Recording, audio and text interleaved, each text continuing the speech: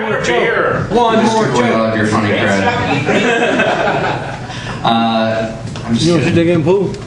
Alright, I'm a little worried you guys think I might be homophobic because of the gay comments earlier. I wanted to be clear, I'm on the side of the gays. Like, I'm so open-minded that occasionally when I need to jerk off, I'll open up gay porn and just zoom in on the asshole and jerk off to that. I mean, there's gotta be someone out there with an ass like Harry, right? Sorry, horrible. You guys ready for your next comic? Put your hands together for the great Loris Jarvis Jr.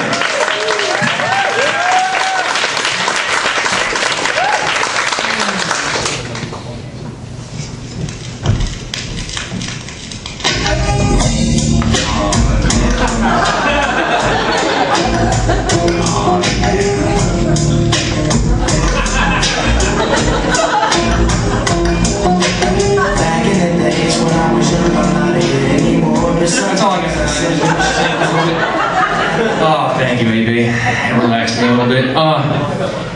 I am 35 years old. I'm employed, and I have my own house. Sorry, I'm married though.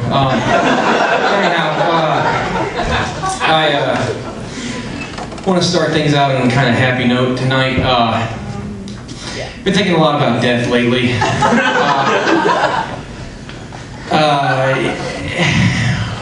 I think about my own funeral and how I want it to be. And I want it to be, it's kind of a tradition in my family to throw an Irish wake, which is where everybody just gets together in a bar. And in my mind, my whole family and friends, everybody's just gonna get together and get drunk and reminisce and tell stories until they all realize that they all fucking hated me. And then it's a therapeutic thing, because the next day they wake up and they're like, fuck, he's gone. All right, we're okay. Oh, shit. It's on the wrong page. I'm nervous tonight. This is my first time being nervous doing comedy. I don't know if any of you have seen me before, but I've never been nervous before. Public service announcement, by the way. There's a hole in the wall back there. It's not a glory hole. Like, just scrapes your dick when you put it in there.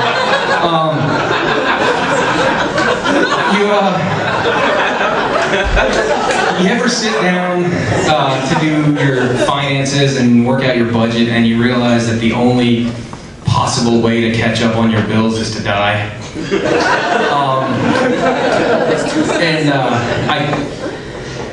Don't take this wrong. I told that to my therapist today, and she was like, "Well, have you ever had thoughts of suicide?"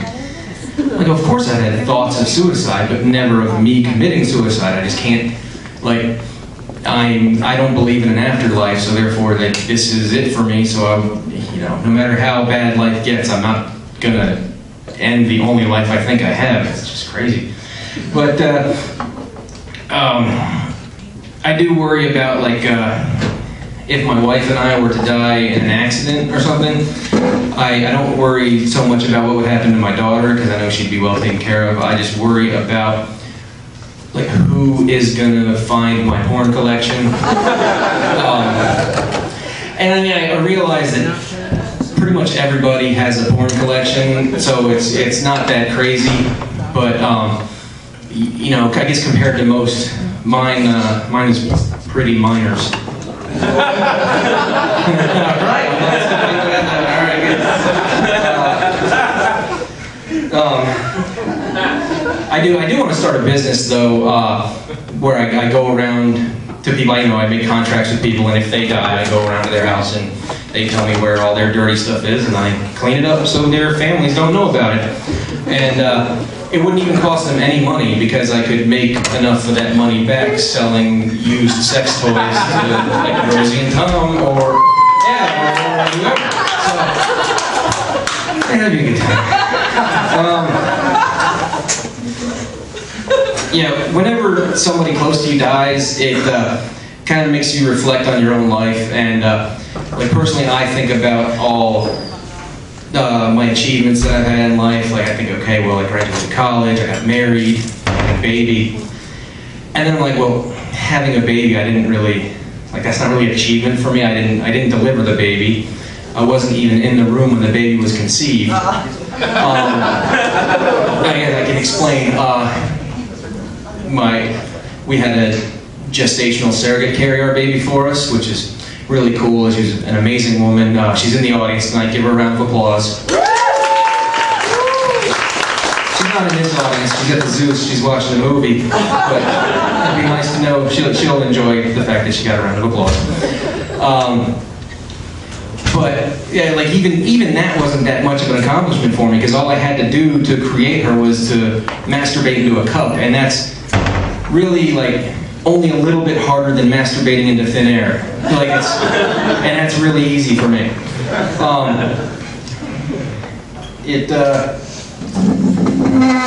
I don't even know. Oh, jokes.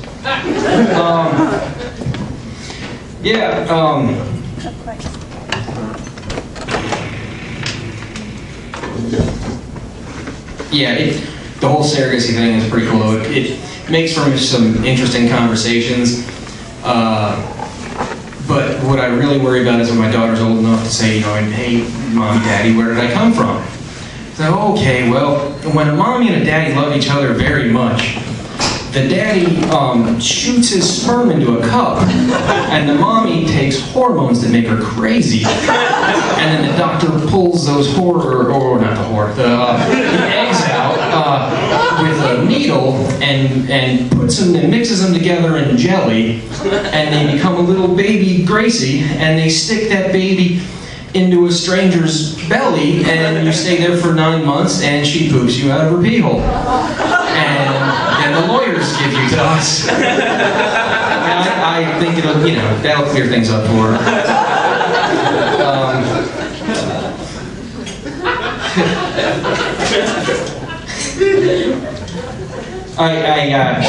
I find there's an interesting correlation between the amount of awareness that I have of the results of unprotected sex and the amount of attraction I have to post-menopausal women.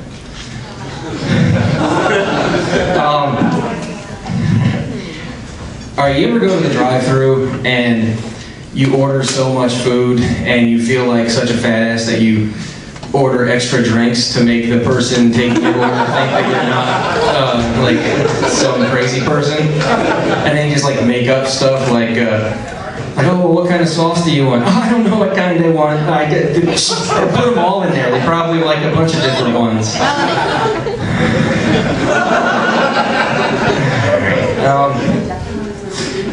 So I started to get really bothered the other day about the apathy that exists in the world towards like all the wars that are going on, all the killing.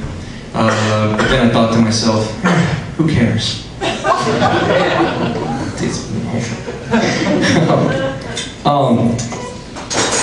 Do you think when a dairy cow is terrified, it lets out a milk-curdling scream? Just to touch on the homosexual marriage bit here, I personally was adamantly against gay marriage, and I campaigned against it. Like, not for any moral or religious reasons. I work with a gay guy, and he is better than me at everything. And it was like all I had on him. So I'd be like, oh, hey, Danny, how's your husband doing? Oh, that's right. You can't get married because you're so human. So now you get married, so he's better than me at that too. Let's see what else I have here. I think that might be it. Wait, no. I've got one more. It's not really a good closer, but whatever. You guys remember a couple of years ago the song Crazy Bitch? Women went nuts in the clubs when the song came on. They were like, yeah, I'm a crazy bitch. I look so good. I'm a crazy bitch. But none of them really were. And I tried to buy one of them a beer, and I'm like, hey, you look like a crazy bitch. But she didn't like it. So, but I actually, that song made me write my own song recently. And it goes, hey, you're a relatively mentally stable woman, and when we make love, you basically just lay there on your back and don't move a lot. But when I dream of doing you all night, generally it doesn't end in a domestic dispute that gets me arrested. So keep it right on.